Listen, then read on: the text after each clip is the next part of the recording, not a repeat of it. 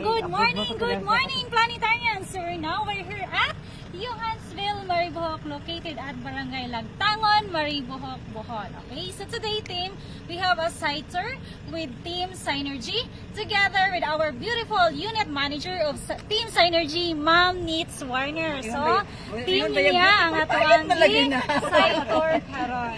Okay, so mao ni sila team. So, hi ma'am sa atong vlog. So, say hi. So, mo ni sila ang mga new member of Team Synergy. So, now, among ipakita ninyo ang view sa ato ang Johansville, Maribojoc. So, diri nga side, mo ni siya ang view sa likod. And then, ang atong front is mao ni siya ang dagat. So, overlooking kayo siya, team. Kung nakita